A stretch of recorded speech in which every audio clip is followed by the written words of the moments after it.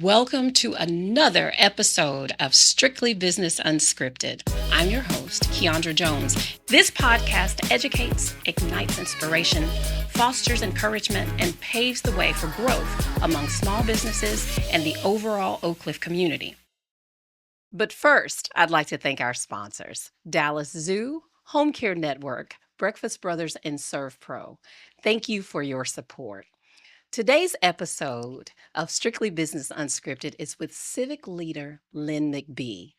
So, Lynn McBee has served more than 11 years as CEO of Young Women's Preparatory Network, which is a public-private partnership that creates STEM-focused schools of choice to an all-girls setting. To date, YWPN their graduates have 100% college acceptance rates. Many of them are first generation college goers.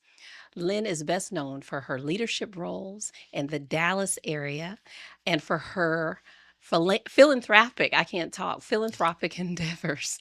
Currently, she is the co-chair for Four Oak Cliff. She is the chair of the Bridge Homeless Recovery Center, AT&T Performing Arts Center, Executive Board, and the Dallas Education Foundation trustee.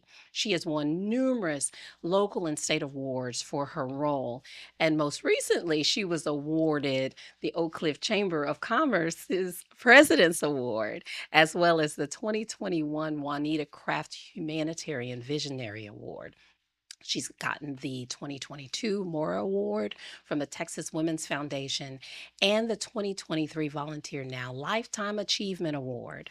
Our current Mayor Eric Johnson, has appointed Lynn to the position of Workforce Development Czar. He did this in early 2022. As you can see, this is more than an accomplished civic leader here for our community. Please welcome today Lynn McBee. Thank you for being here. Well, thank you for having me. I'm so delighted to be here. So this is an honor and a privilege. You and I are just getting to know each Yeah. other, and I'm loving the partnership that you Yeah. and I are starting to form. But it's customary that we ask everybody two questions. Okay. The first question and Yeah. the last question. Okay. Okay. I'm ready.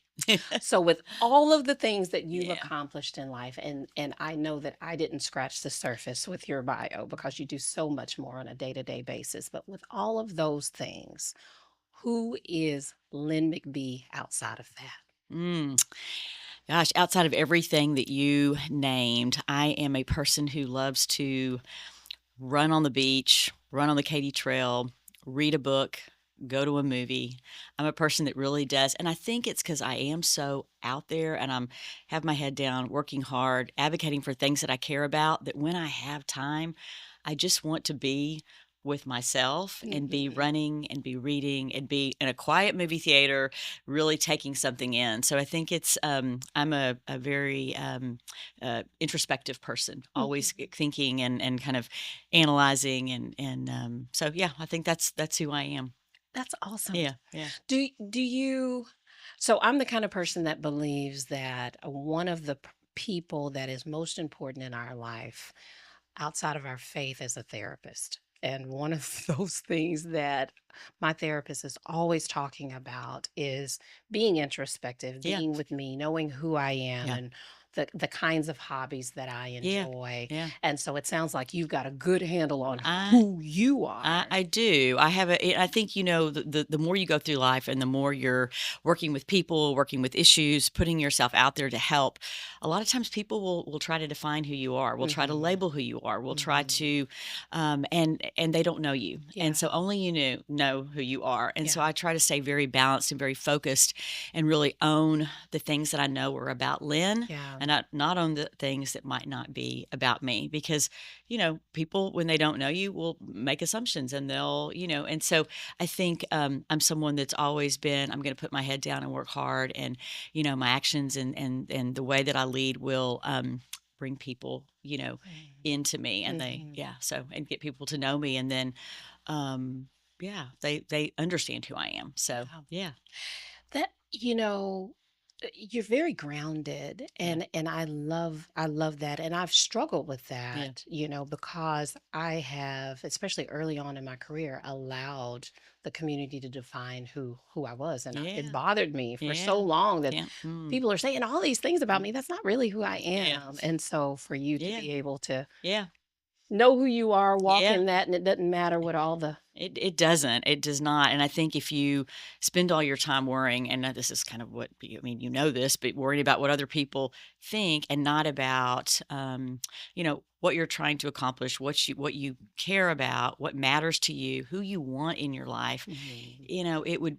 It's very hard. And so, anytime I have any thought that my mind starts going awry, I'm like, wait a second, let's get focused and really balanced and think about what we're trying to, who we're serving, Yeah. who we're here to serve, who we're here to help, and not the kind of noise that can go with things. Because Yeah. we've got a lot of very complicated issues in our community and Yes. our city, and there's really not time for all of that. Around the surface kind of chitty chat. We've Yeah. we've got people that need real help. So That's yeah, right.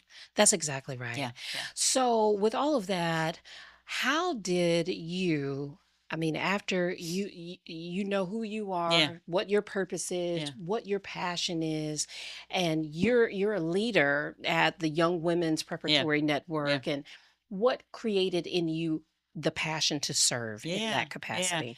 So, I mean, the passion to serve started with my family back when I was a young child. Grew up Mm. in a small town, and when you're in a small town, everybody wants the best for everybody. You're Yes. all neighbors. You Yes. all go to the one public school. Yeah. You all play together. Yes. You all do sleepovers together. Yes. There's no, there's no people over here and people over here. You're all doing things together. So Yeah. I was raised with that kind of give back and help your community. But I spent a lot of years, like 3 decades, in biotech. So I have a biochemistry degree. So I'm a very analytical person. So I think that's why I might be grounded. Is I really take okay, like what makes sense, what's pragmatic, what's the solution we're trying to go for.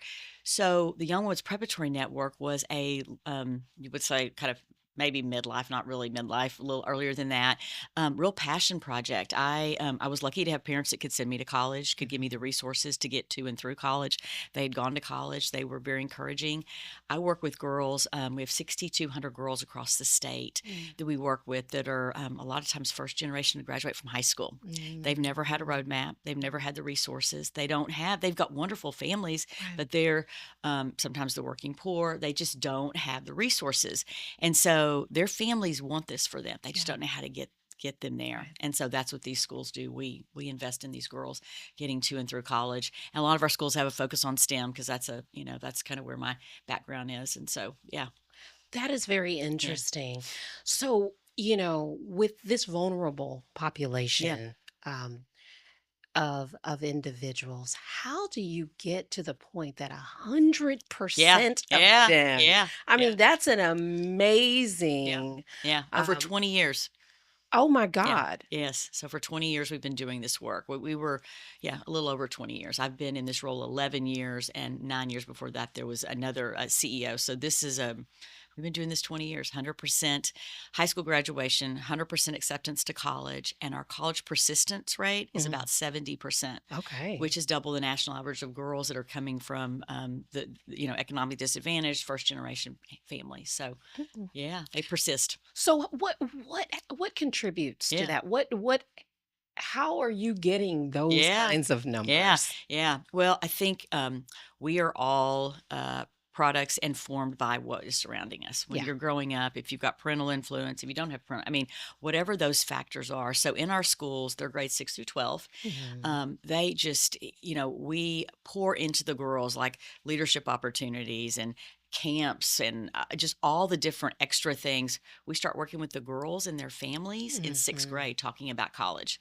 getting them on to college campus, socializing the idea, making it real, saying, you can talk about college, but this is what it looks like. So our girls in sixth grade start going on buses. We start talking to their families about what college will be, and really, it's that leadership component. We've got so many clubs and different opportunities on our campuses. So every girl is a leader, and every girl Mhm. is invested in. And so it's really our schools. When you walk through them, they've got college pennants everywhere. And it's always about, we're going to go to college, not if. Mhm. And so I think it's all those extra things. It's that, honestly, it's just support. People need to be invested in.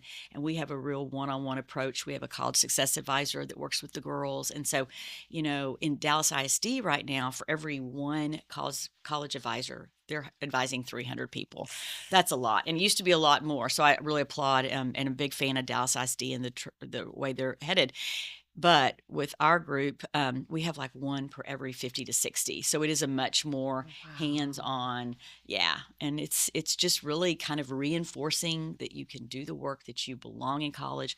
Our girls now that have graduated come back to the schools and they Mhm. talk to the young girls about, and Mhm. if you can see it, it's real. Yeah, that's Otherwise, it's right. just talk, right? Right, But that's when you right. see and you're like, wow, she was 2 grades ahead of me, and now she's, at whatever big school. And we have Yeah. girls all over the United States. We have a lot of girls that stay local. We have a lot of girls that go all over the United States to really wonderful colleges and graduate and come back and invest in their families and their Right. community. It's beautiful.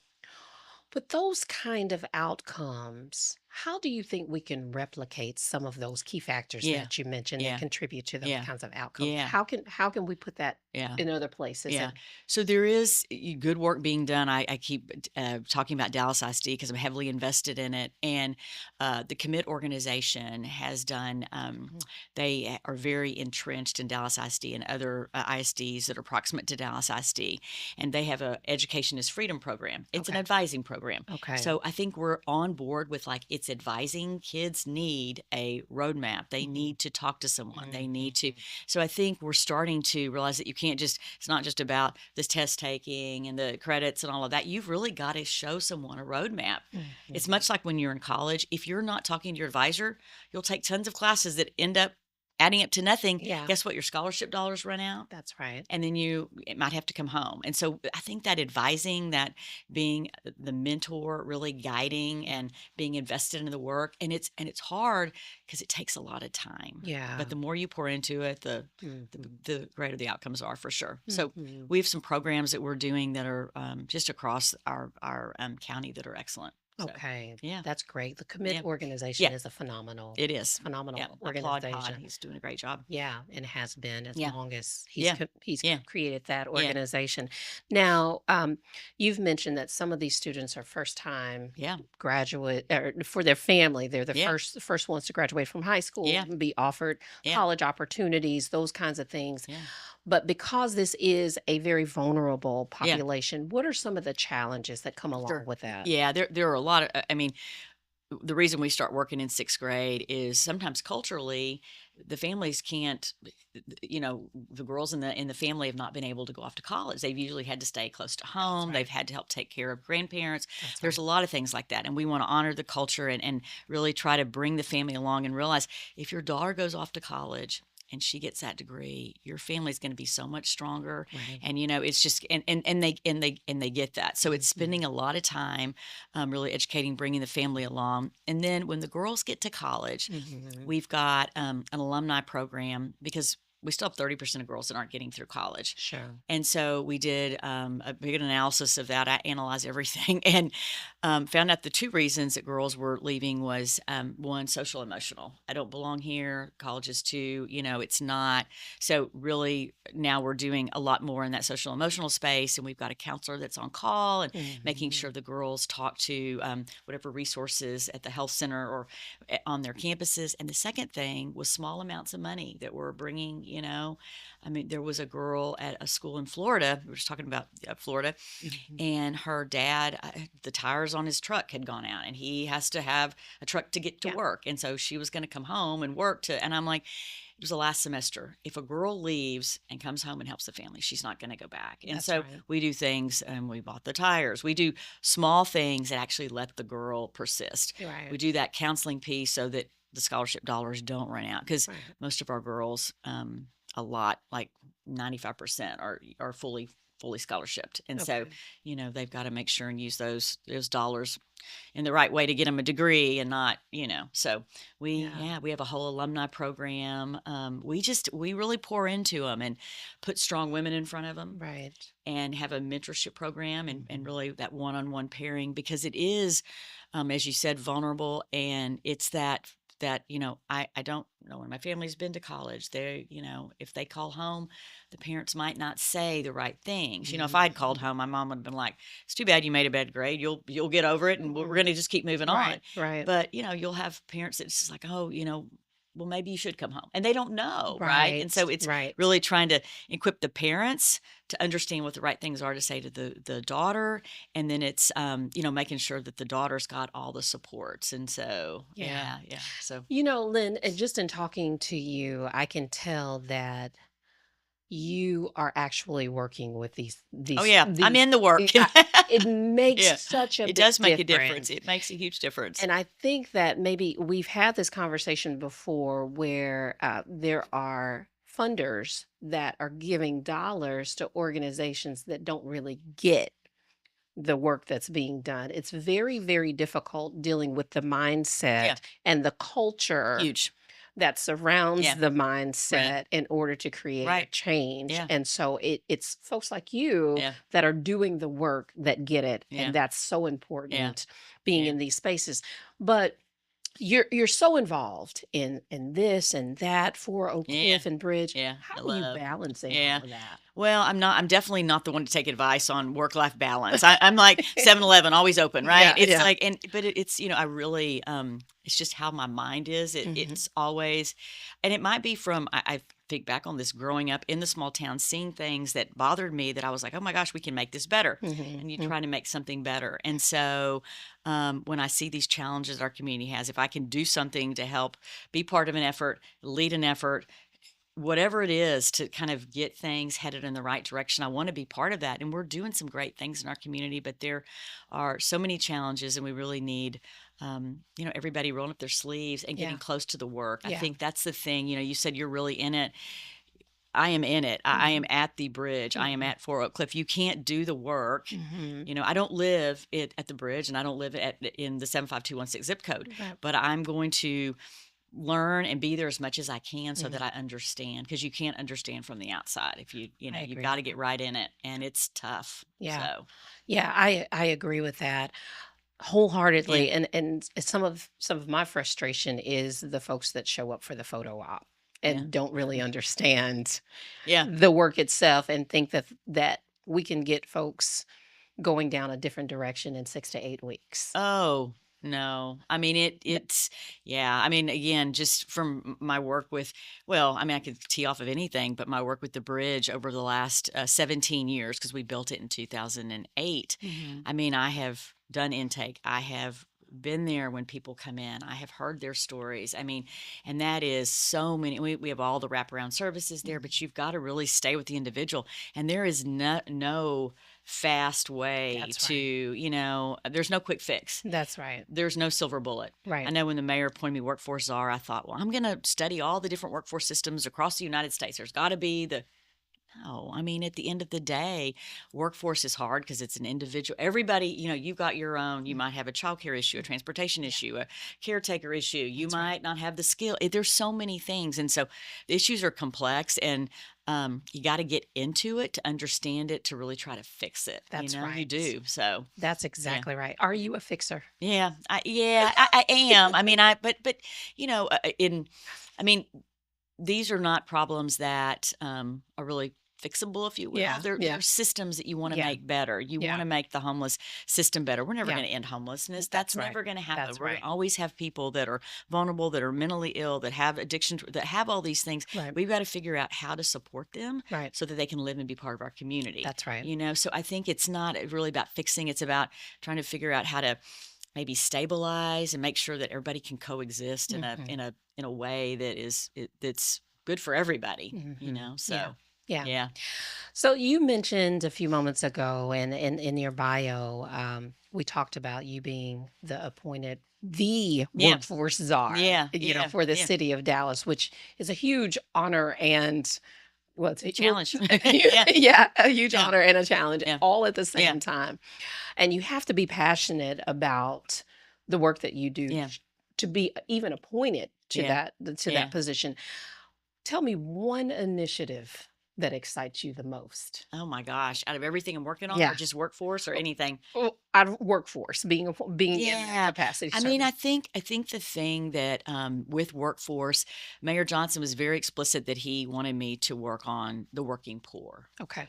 Adults aged Mhm. 25 to 64 that were Okay. underskilled, that were working multiple jobs. And, to see some of the success that we're having with actually giving people skills that they can get into jobs like phlebotomy or medical records assistant or just another way of life. So um, it's an enormous challenge again because everybody is their own individual and has Right. their own set of challenges. And so I think for me, it's a very complex issue. And I'm watching the state legislature right now closely because there's a lot around childcare. And Mhm. childcare, of course, is the biggest burden to especially women staying employed. Mhm. I mean, you've Mhm. got to make sure that it's good quality childcare. You feel Mhm. good about dropping your child off. You can't sit there and work if you don't feel good about where That's your child is and if they're not learning. So I think in the workforce space, just the complexity just is overwhelming. But we're starting to make some headway. But yeah. just watching people that didn't think they would have a different way of life being able to have that different way of life makes me happy. Yeah. It Yeah.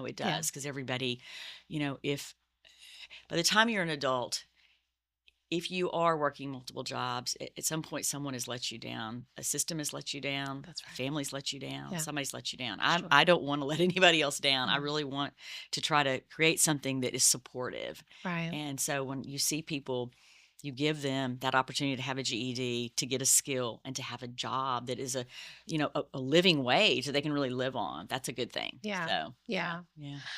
So, some of the work that you're doing outside of that, you help raise money I do. I for do. I many do. A whole lot. organizations I have. I have to helped do do. Yes. good work. Yeah. Yeah. What advice would you have for an organization that wants to jump in, roll up their sleeves, and help? Yeah. Yeah. How do Yeah. they get access to some dollars? Yeah. So it's interesting. I was just with, and I'll give them a shout out. I was just with Girls Inc. They asked me to come visit with them Mhm. at their board retreat because they're thinking about a campaign. And so, it's, I think I have been successful in fundraising Mhm. because it's a very relational business, Mhm. and I have over the last 3 decades built trust with people that they Mhm. know that I'm going to have studied the issue, that I'm passionate about the issue, that the issue matters, that Mhm.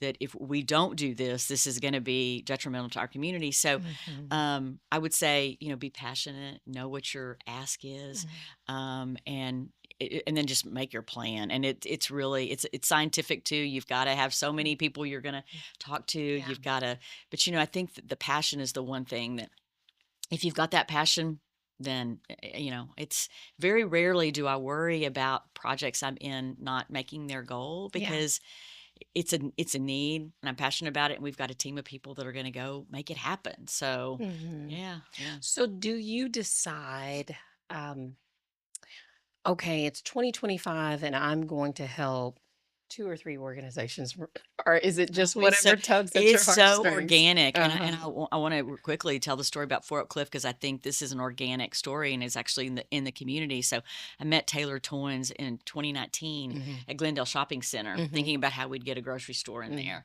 and did a lot of work on that. And it's very challenging, and we don't need to get into the grocery store thing now. Let me just say it's challenging. Mhm. And so when I was talking to Taylor, he was telling me about his organization. Fort Oak Cliff at the time was 3 or 4 years old, and he wanted to stand it up, get its own 501c3, and I said, let's do it. And so we started.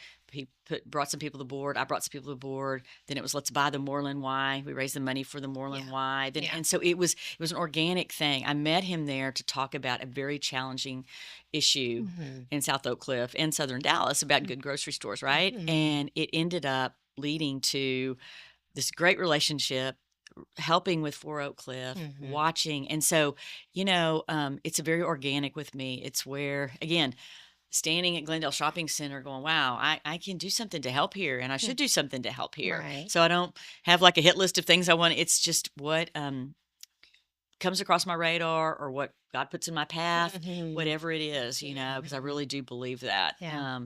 And then just, believing in it, studying it, understanding the need, and then, Yeah. digging in. I'm digging in. Yeah. Yeah, Yeah. Yeah. understandable. And so and I applaud everything that you're doing for our Oak Cliff community Yeah. Thanks. because we need It's a beautiful community, and it you're doing really great is. work down here. The Thank chamber you. is doing a lot of Thank you. programming. I'm excited about your forums that are coming up. It's Thank you. important. It's important that people Thank go you. out and vote and All the things. all the things, all the things. All the Yeah. things.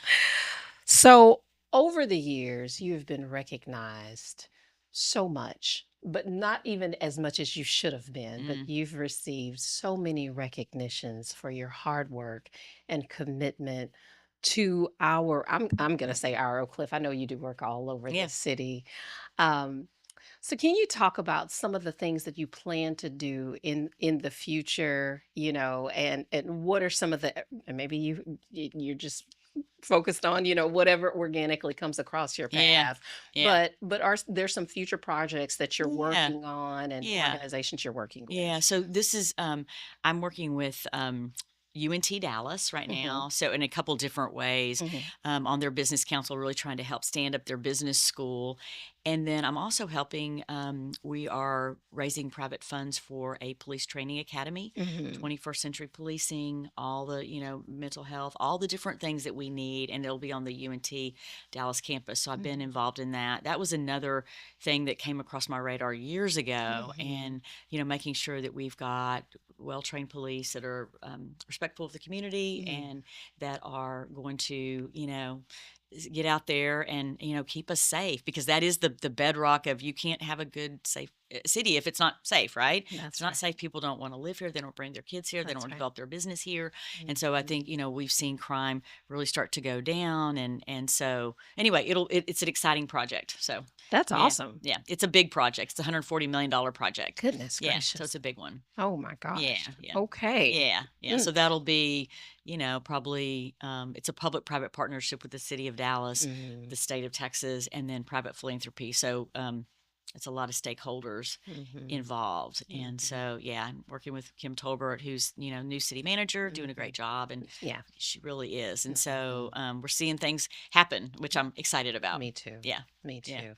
Our city's headed in a great direction, and I Yeah. was happy to see that she was officially Yeah. Me too. named Me as our too. city Me too. manager a few weeks Me ago. too. It Me took too. a long time, but Yeah. we're Yeah. grateful that it Yeah. Yeah. happens. Exactly. So, if there could be one policy that you could change, implement, or influence that impacted education in the and overall Mhm. workforce, what would that be? It's actually kind of in the making right now. Hmm. Really, so we're focusing on the college and career readiness and making sure that the funding that the state does follows a child, an individual getting either a path to college Hmm. or some type of certificate or credential or skill. No more walking across the stage, getting your diploma, and then falling into, like, working at Whataburger. And I mean, Yeah. and really, that's what I'm not wrong. I will quote the commit number that I think it was 2 years ago, because it takes a while with the data to catch up. But 19% of high school graduates went on to college or some type of post secondary in Dallas ISD. Yeah. That means 81% of people are, again, going to become the working poor. Yeah. Going to be the people I'm trying to help with the Yeah. Workforce Czar hat on. Hmm. And so policies that follow making sure that, when someone graduates, again, skill, credential, or college path, figuring out what is best for that person. Because we don't need everybody going to college. We can't Hmm. everybody going to college. We need to have a robust, skilled workforce that can keep Hmm. the hospitals going, that can stay in public safety, that can do all the things that we need. And we need a college, going person too. So making sure that funding follows that. And House Bill 8 last session was that for the junior colleges. And Hmm. so I think more of that kind of funding that's like, not just is Kendra going to come and sit in a chair and I'm going to get paid. Yeah. Kendra's going to get a skill and That's then right. I'm going to get paid. And That's right. Kendra's going to get a job, And That's so right. I think really it's outcomes based Mm. funding. It's it holds everybody much more accountable. Yeah. And guess what? It's better for the person. Yeah, It is. I Absolutely. mean, we want people to have jobs and to thrive. And I think that's, you asked me a question earlier about in the workforce. And there's so many times that people will say, well, they just don't want to work. They don't want to work. And I'm like, they haven't been offered the opportunity. It Yeah. really is that. It's like Yeah. there's not a person that I have talked to that is like, I don't want to hear about this opportunity that I Mhm. mean, when we have our workforce fairs and stuff, people come by the droves. Yeah. People want to know what they can do, financial literacy skills, interview Mhm. skills, all those. They want to know how to make themselves more, they want to invest in themselves. They want to get better, Right. for themselves. And so, Right. again, systems that have let people down, we're finally starting to change those Yeah. systems such that they work for people. I, Yeah. I, I feel like that. So policies around making sure people can be their best and that we're putting Yeah. them on that roadmap. And that might be more counseling and advising, more Yeah. money from the state for, you know, advising programs like Commit does, or for counseling programs. We privately pay for these counselors we have in the schools. Mhm. So just making sure that we've got funds to advise people. I think that's so important. You and I have talked, we've had several conversations Yeah. over the last years Yeah. or so, and about my personal journey. And I think it is so, the work that you're doing is so important because of people like me. I am in that 81%. I am she.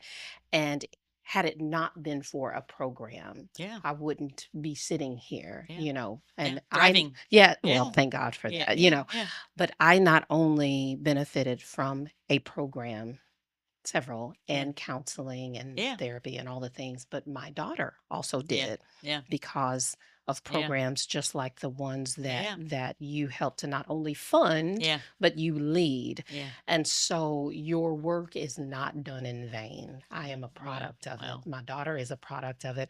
And I want to shout her out. My daughter is doing so well. it's awesome. Um, she works for Bank of Oh, America. She's a wonderful. six-figure earner I at a love that. very young I age love that. because of Yeah, programs. yeah, yeah. So it works. It does. It absolutely does. It's hard work, but it works. It And guess works. what?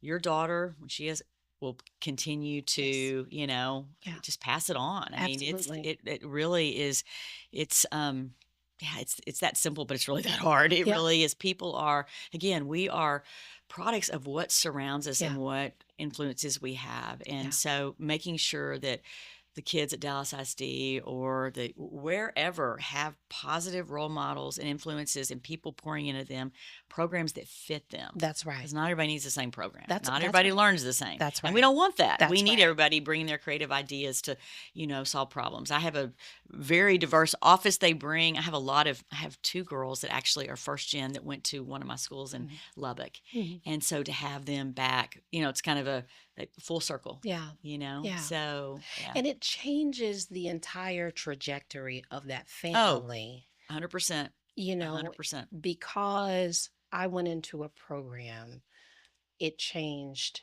everything Yeah. from my daughter on Yeah. down. And so it really does. It works. It works. It works. It Yeah. works. And Yeah. so I just want to say thank you Yeah. for all of your Well, work. yeah.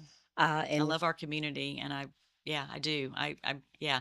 And you and your daughter, you ended up being inspirations and role models for people because they're like, I know Kendra. And if Kendra can do all that, I can do yeah, all of that. And yeah. that's really what it's all about, Yeah. So Just exposure to more. And you touched on yeah. that Yeah. earlier It with is. your sixth graders. You're exposing them. They're getting on college Yeah. campuses. They're looking at it. They're like, oh, so this is a dorm. And Yeah. this is, we really try to make it real so they can understand it. We take our girls in all grades, we'll take them to the Winspear Opera House and the Hmm. symphony. And they're, Hmm. I'm like, you can walk in those doors. Yeah. Everybody can walk in these doors. But until you really like hold their hand and do it with them, it can be scary, right?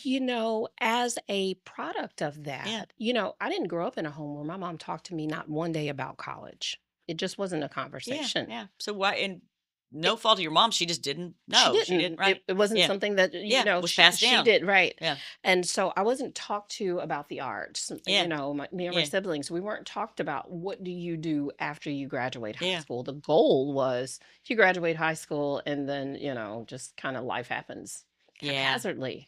yeah, And so I just yeah. exposing people means everything. It does. Exposing us to things changes lives for Yeah. us. Yeah. So thank you. Yeah. Thank you for your hard work, your commitment, your Yeah. dedication Yeah. to our community. Yeah. Before we close, Okay. it is our custom. Uh-oh. Yeah, this is an easy one. Okay, good. For you to be able to ask me any question you'd like to, and I have to Oh. answer. Any question.